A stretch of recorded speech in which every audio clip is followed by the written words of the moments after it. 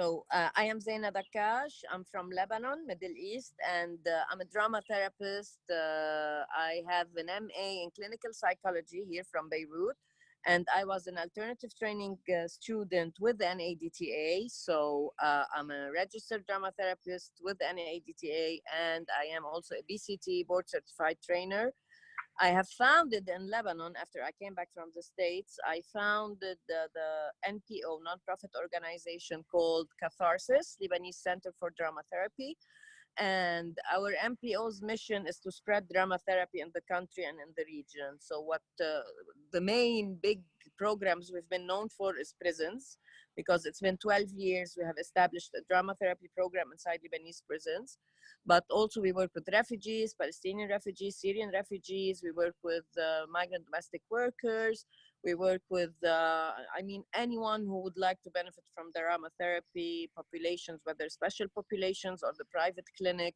We do even work with corporate settings. So for team building purposes, for conflict resolution in the corporates, that's what we've been doing. And I started alone mainly, then I established the alternative training program in Lebanon. So I've been training people to become drama therapists.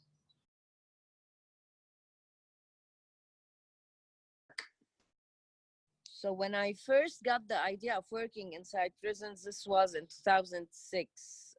The July war was on in Lebanon, between Lebanon and Israel. It was hell here. So, we had no horizon whatsoever. And I was in pajamas for a whole month and a half in my house because we weren't able to get out and things like that. And I started thinking, what would an inmate feel if he's incarcerated for longer than this? But this was one piece, the reason why I started working there. The other piece was because I had twice the experience of internship inside an Italian prison, in Volterra prison, which is a beautiful, lovely fortress where long-term residents like mafiosi from Sicily and things would live there for like 17 years, 30 years, whatever they have as sentences. And the director there was Armando Ponzo, a wonderful theater director. He never claimed to become a drama therapist ever. He doesn't care about therapy. But the experience was so moving for me. And I said, one day maybe I'll do it in Lebanon. So the July war came and it was like a click. And I said, okay, let's hit it. Let the first program of my MPO be inside prisons. Was it easy? It wasn't easy at all, because you are in third world country with a lot of issues. There was the July war. Then we had something with the Muslim extremist in Lebanon with the Lebanese army. And no one wanted to think about prisons back then, no one in the authorities. So when I knocked the door, they were like, you're crazy. You going inside prisons? Are you okay with the extremists inside with blah, blah, blah? So they refused it for a whole year and a half. And I kept knocking doors. And I started knocking doors of politicians saying, hello, this is a very humanitarian work. You need to really encourage it. It's been happening all around the world. Let's do it. Let's do it. They signed me the clearance, but with a lot of, each step you need to do, you need to tell us, you need to meet us, you need to, I was very supervised for the whole start, like in the first 2 years. Then, finally, they agreed that what I'm doing is something good. They saw that no riots were happening. Actually, the complete opposite was happening. The inmates were calmer. Laws started changing in Lebanon as the implementation of the parole system. We never had a parole system before 12 Angry Lebanese, which is the first play I directed with the inmates. So there was a law in 2002, like the parole, reduction of sentences for inmates for good behavior. But it was, just sitting in the drawer. No one wanted to think about it. So the first project that happened inside Rumia prison, which is the biggest prison in Lebanon that we've implemented, the inmates inside the play, they claimed very artistically for the implementation of this law. And everyone was there, the ministers, decision makers, the MPs, members of parliament. And they were like, we have such a law. So, wow, let's do it. And they did it, they started implementing it. And from there on, we stayed there, changing other laws, doing other things, and voila.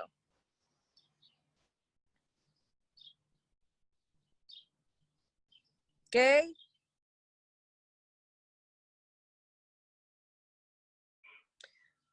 I mean, in Lebanon, I'm not sure if we need to do a comparison because, for example, I visited a theater program in Oregon and Portland in the States. I didn't see anything else, but there, you know, they were doing drama therapy purely.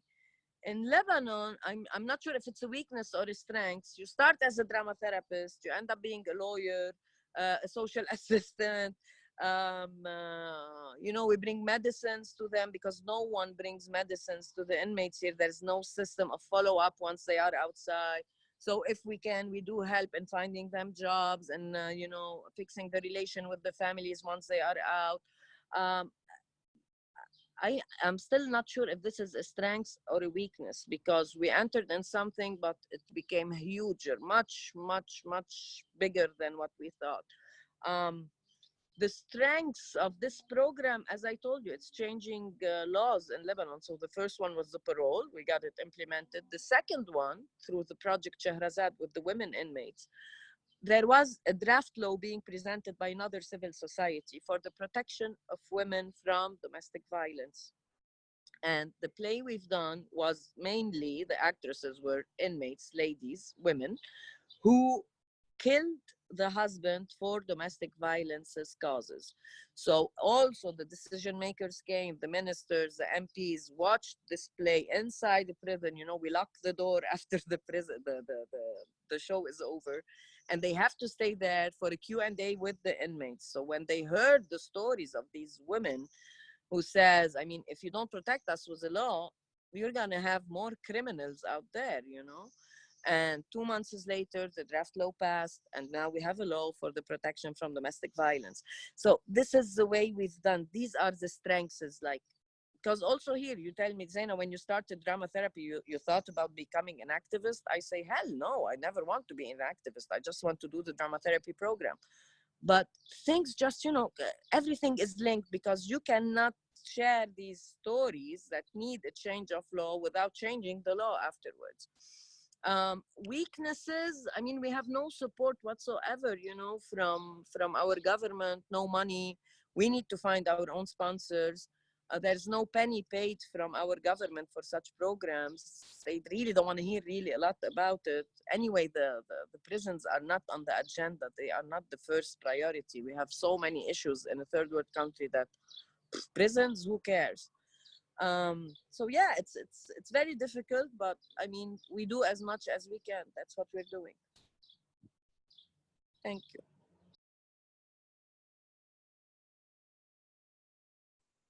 So lately, the third biggest project that happened was dealing with the mentally ill offenders inside prison.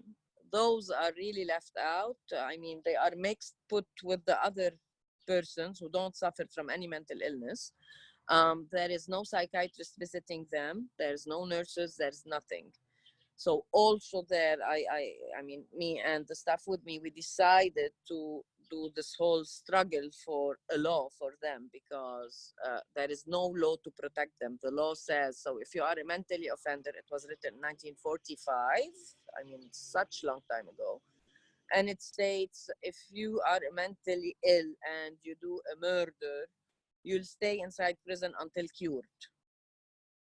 And if you are possessed, if you are what something like possessed by the demons, you know, things like that, and you end up doing a crime, you will end up in prison until cured. This is really like, you know, as if we're saying we're talking about Middle Ages. So we presented a law. We wrote this time. The draft law was presented by Catharsis, our MPO, and it was really worked with judges in Lebanon, lawyers. A lot of panels happened, a lot of awareness to the judges and the people, you know, concerned. And hopefully it's going to pass because now it's been 3 years. We go to the parliament, we do the discussions, we convince the parliamentaries, and the drama therapy is still ongoing. I mean, you tell me, what do we expect more? There are, you know, people coming in and coming out of this prison. So now it's the stable program inside, and I hope we'll be able to sustain it. Great. And I was always attracted to drama therapy, mainly with special populations. I mean, I know that such people, they have a lot to say, they have a lot of needs, they need to get out their messages. And I said, wow, theater can be the best tool for these messages to be out, and this is what I master best. So I mean, I've never, as a citizen, I was never moved by seeing on a billboard, together against death penalty, for example. I mean, yeah, what can I do with a billboard, together against death penalty? Yeah, how can I help you, sir? But if we see them, hear them, artistically, purely artistically, not, people nagging, oh, where is our law? No one would listen. I said, wow, theater would really be a good thing, and cinema would help a lot. This is why we got the idea of having a camera with us every day, every single day. We had a camera. We never knew if we had the budget to do a documentary or not. We just shoot. We'll be shooting every day for a year and a half. And it's a friend who does this, who doesn't take a penny. And she was there, with us the whole time. And in the end, we'll watch the footage and we'll say, oh my God, yes, we have a film. And the film would travel further, and the film would have an impact further, because you'd be screening it at the movies. The media will be talking more about the prison. The decision makers would be more, pushed to change things. And voila.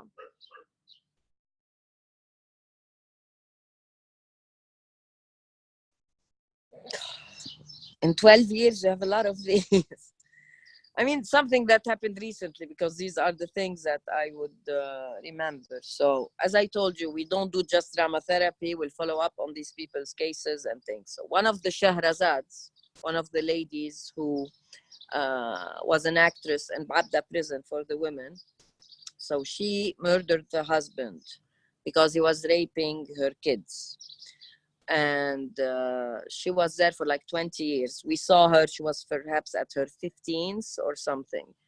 And I never continued working with the women prison because there was no space, there was no funding anymore for the women prison. So we stayed there for 3 years, but I kept following up. Like, you'd call the prisons and check up on all the girls. Are they fine? Do they need anything?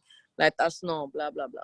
So this lady gets out like 3 months ago, Mariam, and she's banned from the village. No one wants to hear about her. She's the murderer of her husband and things. And she calls and she says, Zaina, I mean, if you can help, let me know. And really, it took me a while. Just, I went through the Excel sheet, who attended Shahrazad back then, and I saw this guy has a restaurant, this guy has a hotel, this guy, the public, because the audience comes and they are responsible too. So if you want to be involved, because everyone said, how can we help? Great. And I called the restaurant, the guy who owns the restaurant. Hey, you remember the show? Do you remember Mariam? Yeah. Oh, the hero. Yeah, beautiful lady. Why? Tell me. Well, she's out and she needs a job. Let her come and call me. And she goes there, and now she's the chef at the restaurant.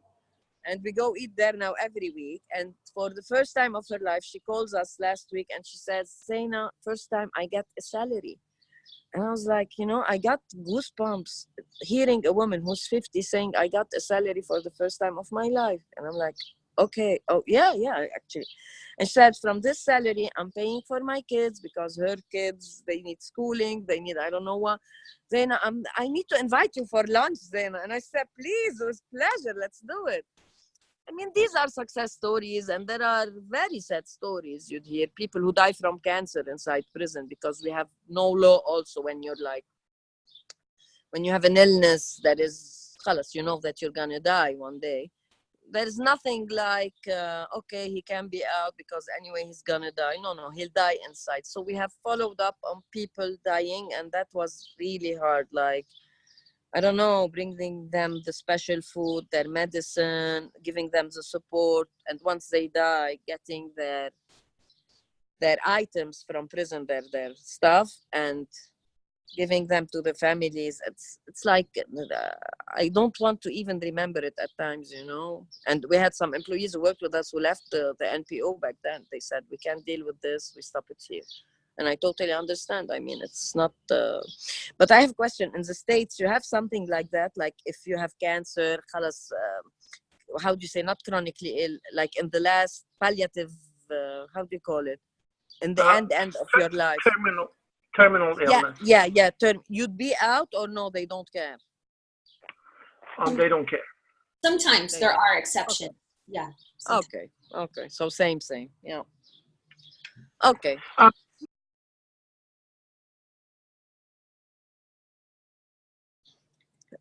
Sincerely, I still hope that one day we would reach what this Italian guy is doing in the Volterra prison. I mean, again, he's not a drama therapist, but I wish if he was a drama therapist and we can get the same program he's having. It's a stable theater inside a prison. Every year, every single year, they do produce a play inside the prison. And there is this whole festival in the village because there is the play. So it becomes a whole cultural setting in the whole village with workshops, theater plays. You know, it's a festival, it's a theater festival. And the guys, because they have parole in Italy, they not just parole, the how do you say it, when they get out and come back to prison, it's also parole. I forgot the word. So they can, you know, once they are, with a good conduct, blah, blah, blah, they are allowed to go work, come back to prison, get out, come back to prison. Okay. So the guys, they do travel with their play in the whole country. One day in Milan, one day in Rome, one day, you know, and spreading the message. For me, this is ultimately, if there is a program of drama therapy that leads to a performance, to really get it out also from the walls of the prison, and just, you know, they are like a troupe traveling now with their messages all over. That would be a beautiful dream. Here we cannot dream of it.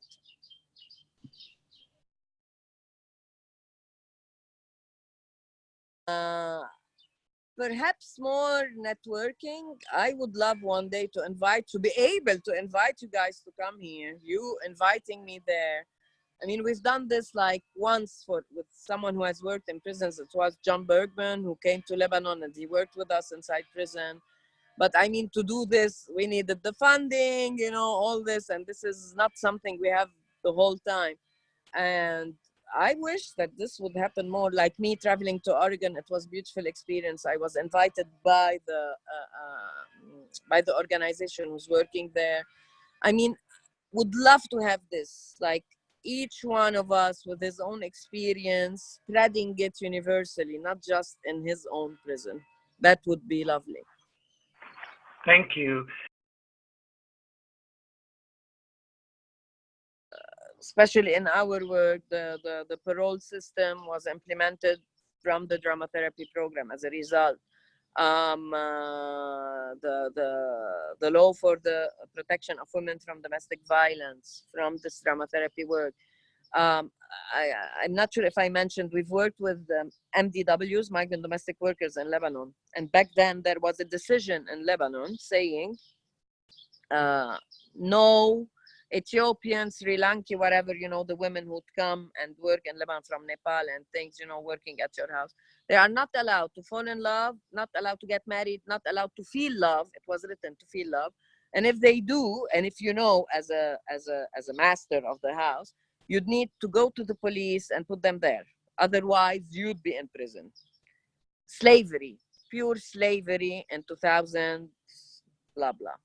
So we did the play, and also in the scene where they've done a beautiful scene out of the drama therapy sessions talking about this decision.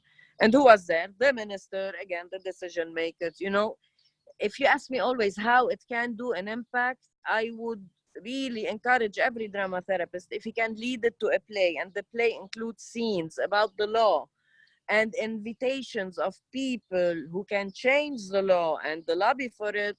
That would be the ultimate therapy for the inmate or for the whoever, the beneficiary, the therapy for the audience, the therapy for the penal code.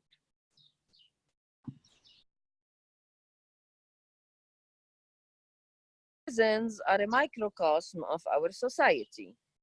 So if you want to know about all the problems of your society, go live in a prison one day. So if you want to solve the problems of your society, it would be great to start in prisons. But I mean, on another note, I wouldn't encourage anyone to do the prisons if he's not just passionate, if he's not doing a continuous therapy, if he's not getting good resources elsewhere, if he's not,